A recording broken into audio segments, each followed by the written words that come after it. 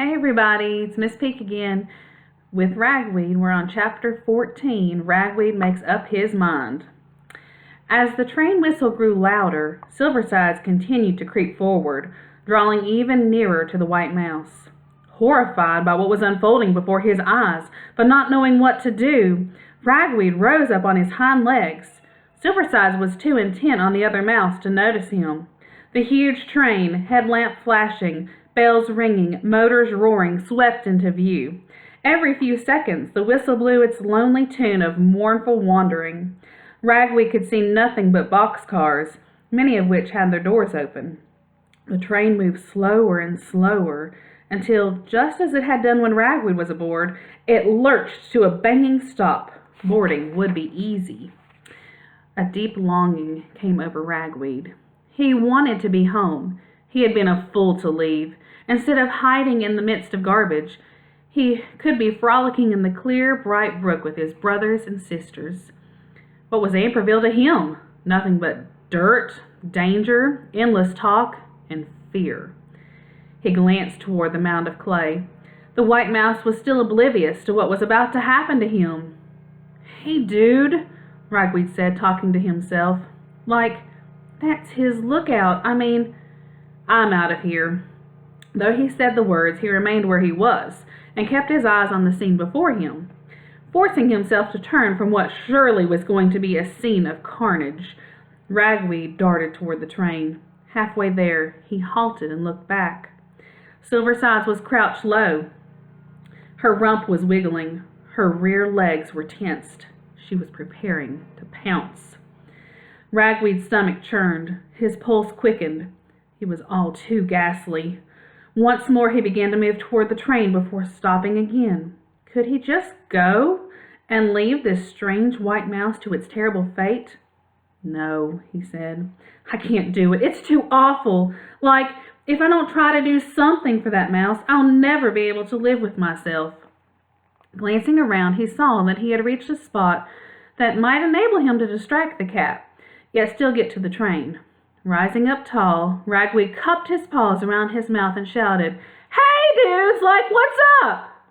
Startled, Blinker looked around. Then and only then did he see Silversides. Taken by surprise, he was terrified. Silversides was equally startled by Ragweed. Her head snapped up and she looked about to see who had called. "I'm right here, dude," Ragweed taunted, stealing a nervous glance over his shoulder to make sure his path to the train remained clear. "Remember me? The one who got away from you when I first came to town? The one who, popped Clutch's deck into your mouth? Remember? Yeah, you can't catch me," he jeered. Silverside suddenly seemed to understand who was calling her. Abandoning her pursuit of the white mouse, she started to move towards Ragweed. "Hey, Whitey," Ragweed shouted to the mouse. "Now's your chance. Run for it." Blinker, however, was too frightened to do anything other than blink and gape. Not so Silversides. She leaped toward Ragweed. Ragweed was ready. The instant he saw the cat coming, he spun around and dashed for the train. Even as he did, there was a sudden progression of loud bangs as mechanical couplings went taut. The train began to roll away. Unnerved, Ragweed made a desperate leap in hopes he could grab hold of a dangling coupling hose. Not only did he fall short, but the train increased its speed so rapidly, he was afraid to make a second attempt. He might be crushed by the steel wheels. He had missed the train. Hearing a sound behind him, he whirled just in time to see Silversides barreling down at him, yellow eyes ablaze with wrath, sequin collar glittering, pink mouth and sharp white teeth fully exposed. "Hummer!" Ragweed cried. "She's got me." Silversides took a giant leap through the air. As the cat plunged down, Ragweed dove beneath her. His size and speed enabled him to slip under the cat, but so close did they come that Ragweed felt the cat's belly for a rub along his own back. No matter. By the time Silversides landed, Ragweed had not only passed her, but was racing madly toward the white pile. When Silversides landed, she was completely confused as to where the golden mouse had gone. She looked now this way, now that. She finally glanced behind her and caught sight of Ragweed racing away. With a yowl, she spun on the spot and tore after him. Ragweed was aiming for the white mouse. Blinker, who had observed everything that had happened with little more than numb comprehension, saw Ragweed coming. "Head for the junk pile, dude!" Ragweed screamed. All that Blinker could manage was to open his eyes wide. Ragweed reached him. Without ceremony, he grabbed one of Blinker's paws and yanked, spinning the petrified mouse around. "If you want to live, mouse," Ragweed yelled, "hit it!" The mouse, shocked into motion, scrambled after Ragweed. Coming right behind and gaining quickly was Silversides. "Faster!" Ragweed cried. "Faster!" It took Ragweed 7 running leaps to reach the pile. With no hesitation, he plunged into the stinking garbage, clawing desperately beneath the surface until he sank knee-deep into the trash. Turning, he saw he was safe, but the white mouse was struggling. Ragweed grabbed one of Blinker's paws and dragged him to his side. From outside the pile, they heard Silversides yowling with frustration. "We're safe," Ragweed replied, "for a while." The white mouse was weak to the point of collapse. "Thank you. You saved my life. I had no idea. Who are you?" he asked. "The name's Ragweed, dude. Like, what's yours?" "Blinker." "Cool." Blinker looked around the garbage. "Is this your nest?" he asked. "This dump? No way, dude. Actually, I don't even live in this town. Like, I'm just passing through. Where are you from?" I live in the nest where Silversides lives." Ragweed was taken aback. "Her nest?" Blinker nodded mournfully. "Are you friends?" "Oh, no, not at all," Blinker assured Ragweed. "On the contrary." "Were you, like, running away from her?" "It's not that simple," Blinker said with a sigh.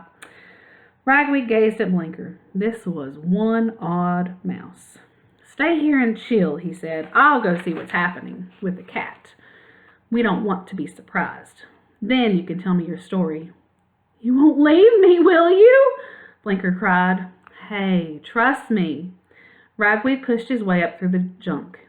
He poked his head out the top of the heap and surveyed the scene. Silversides was sitting a few feet off, angry eyes fixed on the pile of garbage. Ragweed returned to Blinker.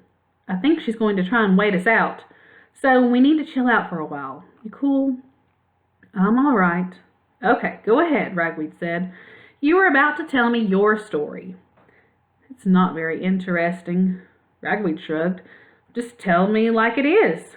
Blinker told his entire history, from the time the girl bought him from the pet store to his escape. "I thought you were going to try to get on the train," Ragweed said when Blinker was done. The white mouse shook his head sadly. "All I want to do is get back to my cage. I don't think I'll ever leave it again." "Why?" "The world is too big for me. It's wonderful, but very frightening." "But what about you?" Blinker asked. "If you don't live in this town, why are you here?" "Dude," Ragweed replied, "my life couldn't be more different than yours." He told Blinker how he came into Amberville. "But the way you talk," Blinker said, "it's different." Ragweed, delighted Blinker had noticed, grinned. "That's the way the city mice talk, dude," he said proudly. Blinker sighed. "You and I have led such dissimilar lives," he said. "For example, you have a family. I have no memory of my parents or brothers or sisters. The girl in my nest told me I was bred in a mouse factory. Your nest by that brook sounds so beautiful, so serene." "It's okay, but way Dullsville, if you know what I'm saying. Nothing ever happens there, compared to this anyway."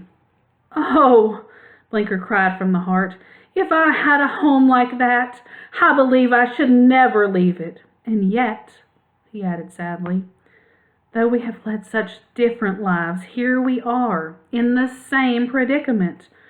Do you think we'll have to spend the rest of our lives here?"